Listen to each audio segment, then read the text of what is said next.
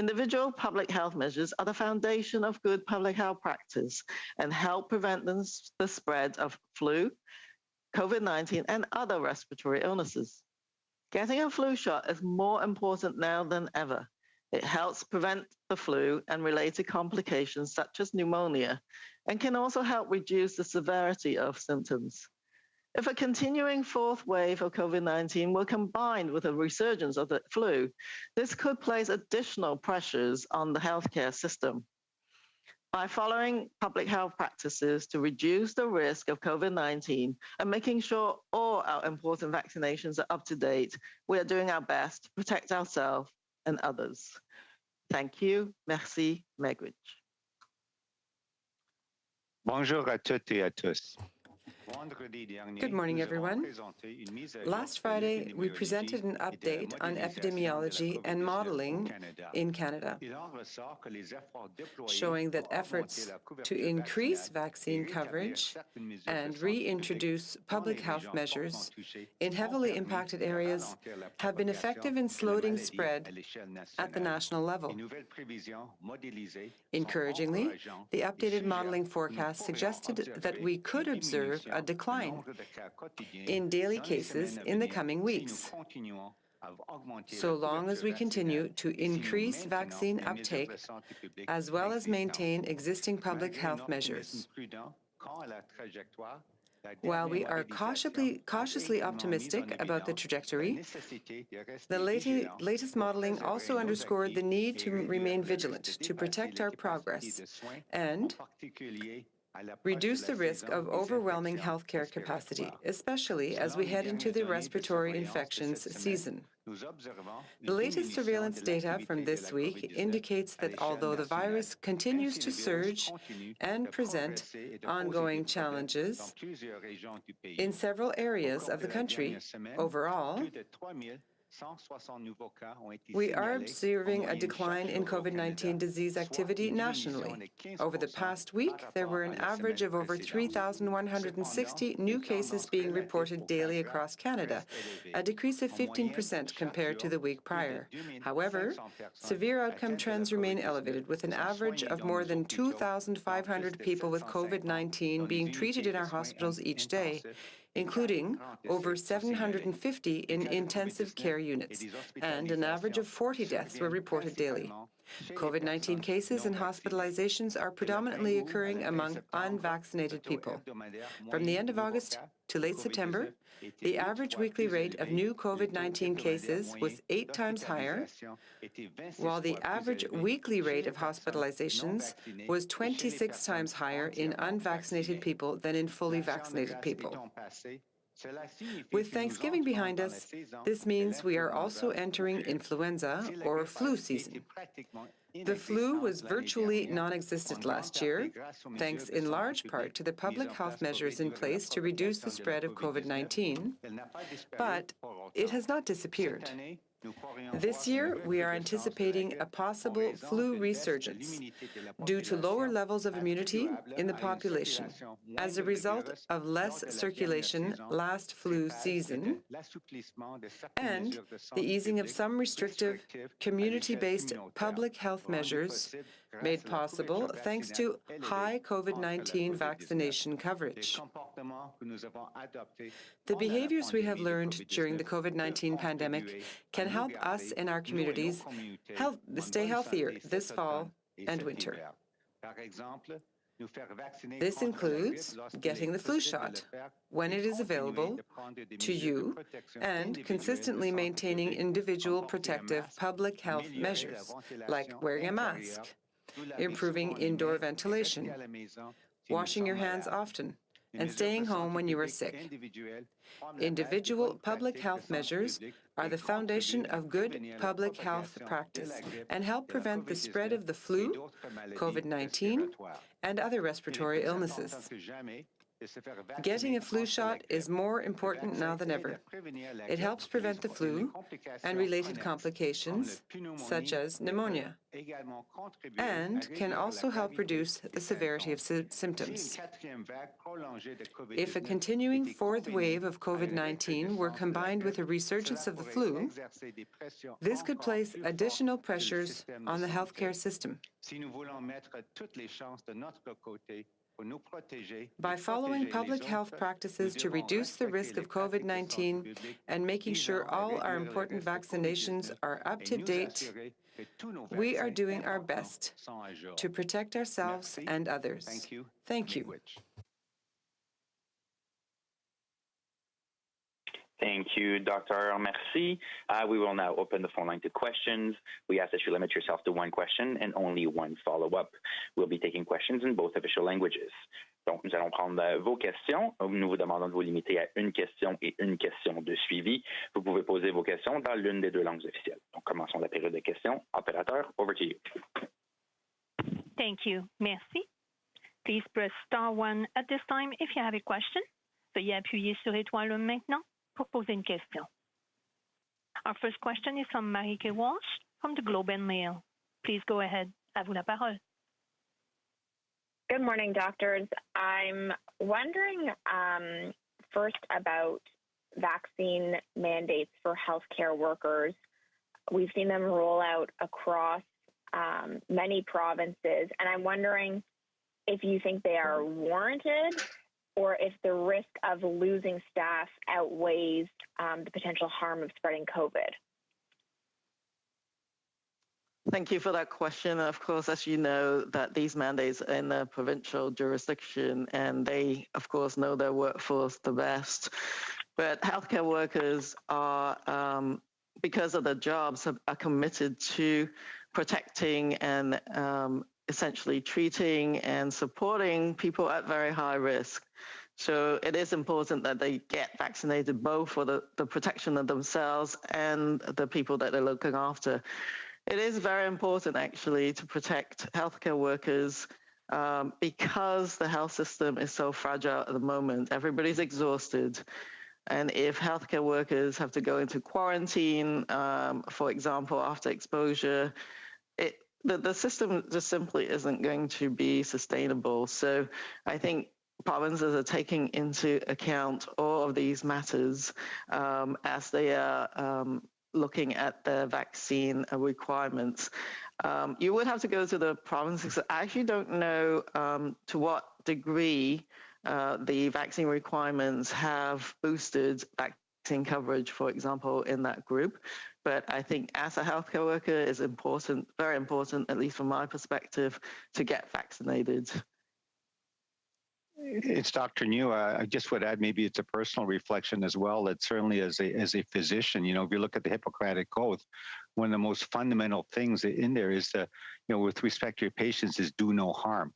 And so as far as I'm concerned, if you're not vaccinated, you certainly risk the potential of doing harm to a patient, you know, by possibly getting infected with COVID-19 and transmitting it onto your patients, many who are, you know, obviously a part of vulnerable populations. So I think to me, it's quite straightforward. If you're a healthcare worker, as part of your training and so on, and the vocation you've chosen, I think it's very important to be vaccinated. Thank you. Thank you. Follow up? Thank you. I'm wondering also about what the vaccination mandates mean in terms of spread of the virus. So when we're looking at areas where they have a vaccination mandate, where you need to be fully vaccinated to attend something in the arts sector or to attend a live sports event or to go to the restaurant, because everybody in the room would then be vaccinated, does that mean that we don't need to have physical distancing? Does that mean that full capacity is safe again? Well, I think vaccines certainly adds a significant degree of protection, and that's part of the reason, I think, why these vaccine requirements have come into play. But I think at this juncture, I would advise people to layer on as many layers of measures still, just because, we're in a fairly critical stage in the pandemic at the moment. We're still in the pandemic phase. We're at the top of this fourth wave. You've got to take into account what COVID activities like in your community. I actually think that's one of the most critical things, is to look at that.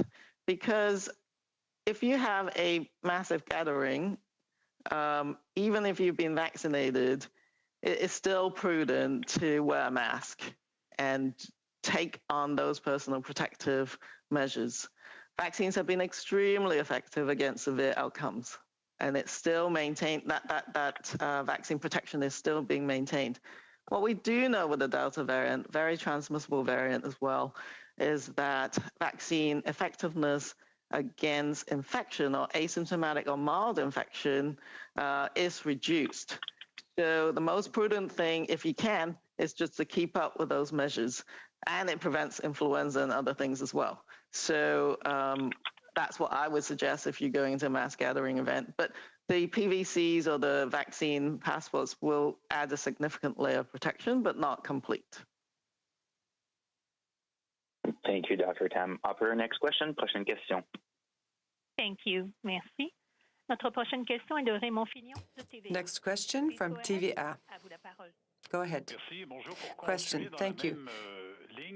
To carry on in the same vein, having 338 people in a house, such as the House of Commons chamber, for example, do you think, in your opinion, is this safe, or do you think it's ill-advised? Answer. This is Dr. New. Thank you for the question. I think the principle remains, if we're talking about public health, is that we will increase the vaccine coverage to the highest possible levels, as that provides a good level of protection. But besides that, as Dr. Tam and I have already said many times, this is not the only way vaccines are effective, but not 100%. So I think it's very important to also use other public health measures whenever possible, such as social distancing, wearing masks, and all the other well-proven methods. So I think in any situation, we have to implement all the public health measures possible in order to protect all the participants in an indoor space, no matter what that space is. Follow-up question. I'd also like to hear you talk about the PCR tests for people coming into Canada. The Americans are opening their border on November 8th. And they do not require Canadians to have a negative test. In your opinion, is it still necessary to have a negative PCR test to enter Canada, or could you recommend that that measure be lifted? Answer. Thank you for the question. Once again, this is a current issue. We are continuing, as always, to analyze and monitor the evidence and the data in order to provide our recommendations from a public health perspective to decision makers. What I can tell you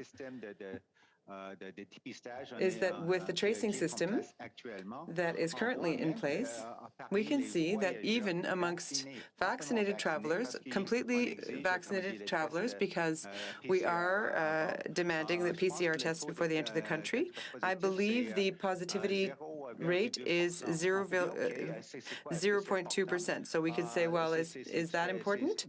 Is that major? It's less than 1%. But if the number of travelers increases,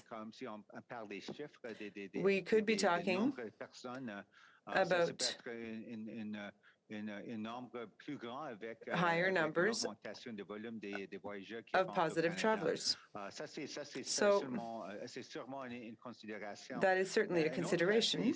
Another aspect here in Canada is that we are still managing our fourth wave, and we can see that in several provinces, they find themselves under a great deal of pressure when it comes to their healthcare systems. So I think we will continue to monitor the situation and assess the data and the evidence. But right now, with the tracing and the PCR, we are continuing to detect a certain number of percentages of travelers who aren't fully vaccinated entering Canada with positive COVID-19 tests. Thank you. Thank you, Dr. Noon. Operator, next question, please. Prochaine question. Our next question is from Annie Bergeron-Oliver from CTV National News. Please go ahead. À vous la parole. Hi, thank you for taking my question. I'm just going to follow up on Raymond's question. Hopefully you can answer in English. So business groups are urging Canada to scrap the PCR requirements for returning travelers who are vaccinated. I'm just wondering what type of benefit does this PCR test provide and should it be kept? Thank you very much. I'm trying to remember what I said in French, but essentially, certainly, it's a live issue right now. As always, we continue to look at the scientific evidence and the results of our current testing regime at the border, which does include the sort of the requirement for that PCR test, a negative PCR test, within 72 hours prior to coming to Canada.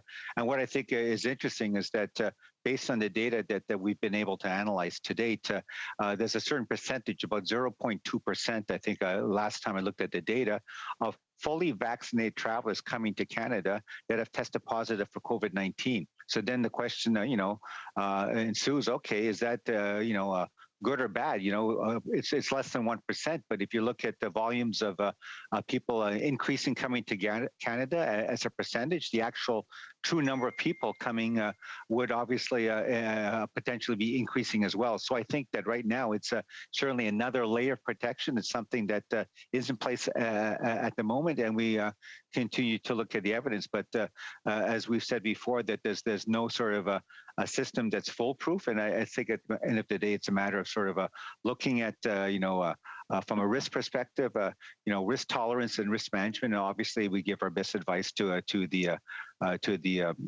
cabinet and the government. And maybe I'll just add that we have to have ongoing evaluation and discussions. There is no doubt. But I would just like to remind everyone that right now we're still at the top of that fourth wave.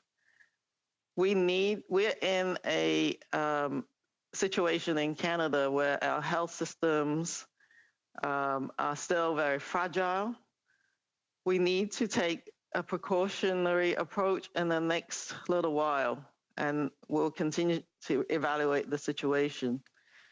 Some of our key, most important things we're trying to achieve are keeping kids at school, keeping people at work, and by keeping the levels of COVID-19 low, as our vaccination, which is incredible, by the way, the vaccination coverage is still going up. We're studying the need for boosters, and all of those things are actually at play at this moment in time. So in many ways, we need to still be very vigilant and careful at this point. But we will have ongoing discussions with the CDC and the United States to see what is reasonable in the trajectory going forwards. Thank you very much for that. The FDA advisory panel has cleared the path for booster shots for Moderna for people 64 and over. I'm wondering when you foresee this happening in Canada as well, especially in long-term care facilities. So when do you foresee booster shots being approved for people over 64? There's two aspects to this question, I think. Health Canada has got the submissions from Pfizer and from Moderna for the additional dose, and they're reviewing that as fast as they can. And I think they are expecting it fairly soon, but I think we'll have to go back to them to ask about that. At the same time, and we're trying to coordinate this, the National Advisory Committee on Immunization is going to be making further recommendations quite soon, actually, we expect that, on additional doses. Just as a reminder, NACI's already made a recommendation to give an additional dose to people who have lower immune responses, those who are immunocompromised, and they've already recommended vaccination, an additional dose to those in long-term care, senior and congregate living settings. So provinces are already beginning those boosters. And we expect the National Advisory Committee to next make some recommendations on other high-risk groups, and some of whom receive the vaccines the earliest in our vaccination programs, and we expect that to occur shortly. Thank you, Dr. Tam. Operator, next question. Prochaine question. Thank you. Notre prochaine question est de Catherine Lévesque de la presse Next canadienne. question, À vous la Canadian parole. Press. Please go ahead. Oui, bonjour à vous deux. Yes, hello Dr. New, to both of you. Dr. New, une autre question I sur have la another vaccination question des for you députés about au vaccination Parlement, of MPs in Parliament, surtout sur la distanciation sociale. especially when it comes to social distancing. Garder des mesures. Certainly, measures must be kept up. Has the government consulted you when it comes to the return of Parliament and the fact that there will be 338 MPs in one chamber without special ventilation? Answer. Thank you for the question. I think we already have provided our advice and recommendations when it comes from public health perspectives for all workplaces, and we can consider the House of Commons as a workplace as well. Personally, I have not received a request for further recommendations that are specific to the House of Commons. I can't speak for Dr. Tam. She herself may have had other conversations. But this may be a question to ask the Prime Minister. If you want to know what the policy will be for MPs, perhaps Dr. Tam has something else to add?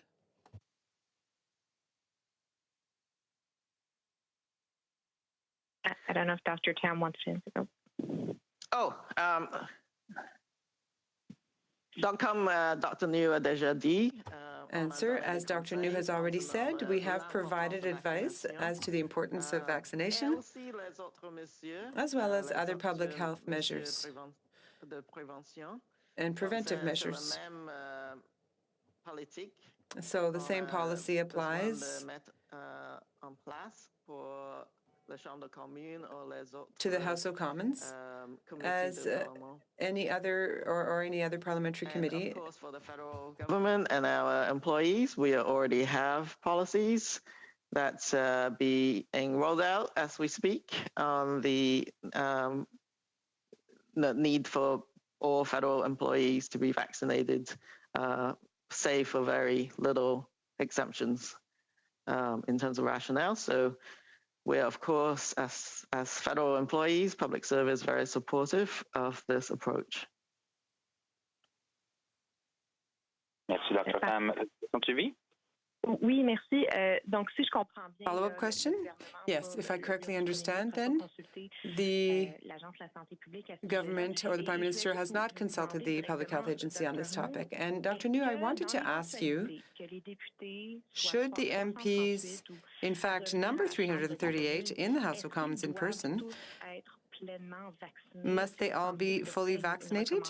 Do you think this is a plausible recommendation in the according to the Public Health Agency? Answer. Thank you for the question. I can say that in all workplaces, and Dr. Tam and I have already talked about the importance of such policies for public servants, and I do believe that it is important as a principle to increase, ideally up to 100% of a targeted population, the vaccination rate. So that is a public health goal. But if we're talking about people specifically, that may be a question that better asked of the Prime Minister. As I said, we have given our recommendations. And just as for healthcare workers or many other groups that are higher risk, we continue to recommend vaccination. It's very important. We can see that it's a very effective measure. And if there's no medical contraindication, perhaps because you've already had an anaphylactic reaction to a vaccine, or a strong reaction to the first dose of the vaccine, I see no reason for which people should not protect themselves against such a serious disease as COVID-19. And it's not just about protecting oneself, it's about protecting people around you too. Dr. Tam, myself, and like many Canadians, are fully vaccinated. I think this is something we continue to encourage all Canadians to get fully vaccinated if they have not yet received both doses of the vaccine. Thank you. Thank you, Dr. New. Thank you.